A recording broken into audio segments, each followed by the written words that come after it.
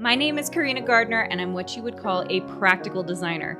If you're ready to create a life that you love, become an incredible force for good, and generate income while pursuing your dreams, this is the podcast for you. Welcome to Make and Design. Maybe one of the most inspiring stories about someone who has vision is of Walt Disney. Whether you are a Disney fan or not, his story is very fascinating. I will admit I am quite a Disney fan because of how strong his vision was, even to the minute details. And you hear of this often when you're you can watch like Imagineers and some of the things they were doing there. He really had strong ideas of what he really wanted. So he early on faced countless setbacks before building the iconic Disney empire. In the early days, Disney struggled with rejection and financial hardship, which most of us understand and know. Rejection, especially at the beginning, I remember of my design career, and even sometimes now, there are things that I get rejected on. And that is just a part of being a business owner, an entrepreneur, and a creative. His first animation company, Laugh-O-Gram Studios, went bankrupt. Afterward, he moved to Hollywood and faced rejection after rejection when he tried to pitch a cartoon series featuring a character called Mickey Mouse. Even after Disney finally found some success with Mickey, his vision for creating the first ever full-length animated feature film, Snow White and the Seven Dwarfs, was met with skepticism. Critics dubbed it as Disney's folly, convinced that it would be a massive failure. He invested his savings, and his studio was on the line.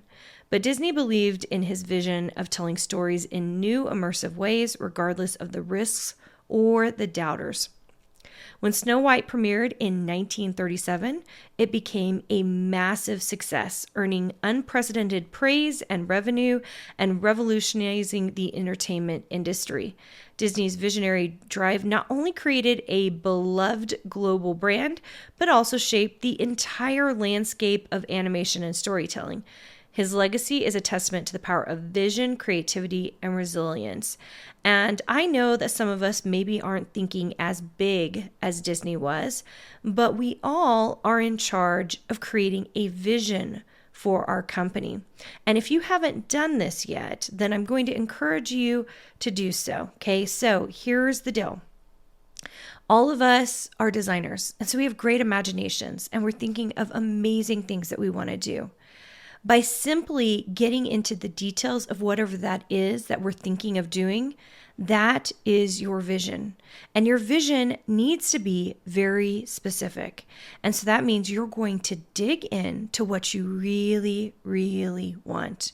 And I think this is really powerful because if you know what you really, really want, then your actions are going to follow that. Now, one of the reasons I started thinking about this is because I teach designers to basically create their own vision and to build their own business. But one of the things that I see is that many people are freelancers, and so they're doing jobs for other people. And I just want you to know that if your vision includes freelance, what that actually includes is someone else's vision, which is a very interesting thing.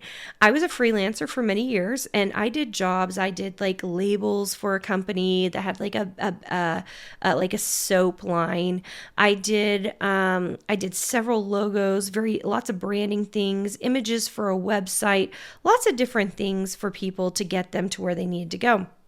And what you're doing as a freelancer is you're trying to create someone else's vision.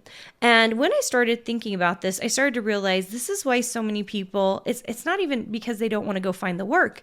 It's because we really love creating things for ourselves because we have a vision for what we ourselves want to create, right?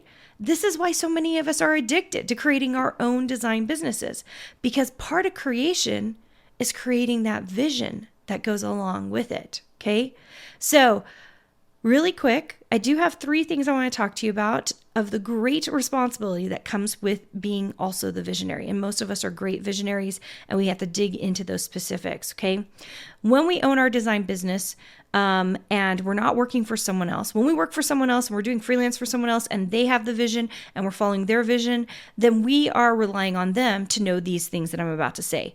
But when we're the visionary and we own the design business, then these are the things that we have great responsibility to do as the person that's the head of our own company, even if it's just us, you guys, which by the way, most of us, it's just us for years and years and years. It was just me, right?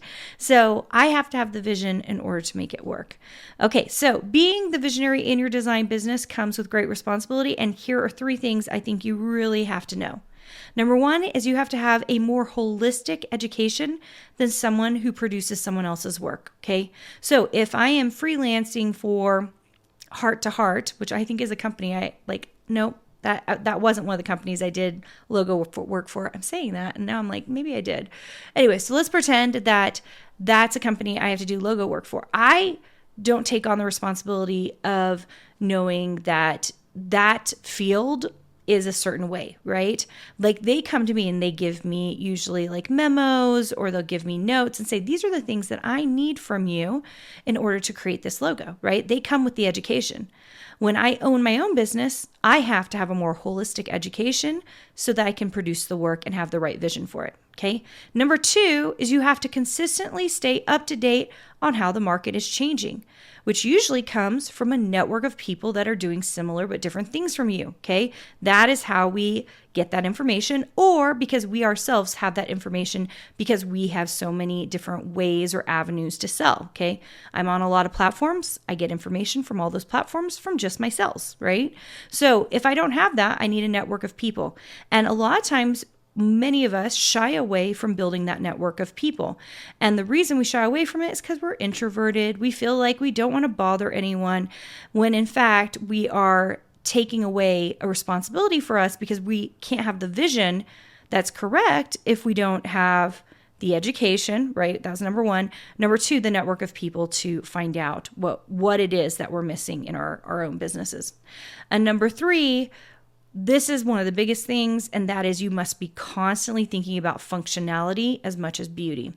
I am seeing a lot of people out there, they are spending all their time on making things pretty. Pretty is great. Sometimes I think I don't have the prettiest things because I care so much about functionality, which is ironic because I'm a designer, right? But I find that designers who think about functionality more than just beauty are more successful, period. Okay? Because so many people are just thinking about making things pretty instead of how can I make this so functional that someone else can use it. And I think these 3 things, holistic education, having a network, and thinking about functionality, I think these things become great responsibilities of the person who has the vision. So how are you feeling? Are you feeling like you can build a vision that's perfect for your company? I shouldn't even say perfect, but it is. It's your company, so imperfectly imperfect for your company, because that vision is going to change as you continue to build it, okay? And I hope you found the inspiration on Disney success. I certainly do. If you have the Disney Plus network, one of the things I like to watch is the Imagineers and how they created things. I also like to watch old videos, and I remember watching one on Walt Disney and how, especially the Haunted Mansion, he didn't want a decrepit looking house on his property, right? And so he was trying to think of it in different ways and how they could make a haunted house, but it still looked really lovely and pretty on the outside. Very fascinating. But that is someone with vision. He knew what he wanted. He didn't just go off what everybody else said. He knew what he wanted. And I want you to know what you want and how you can become the best designer with the best vision for what you're doing. Did you know you have access to more free design content, die cut files, and sewing patterns? Join our exclusive VIP group for free by going to designsweetcourses.com/free.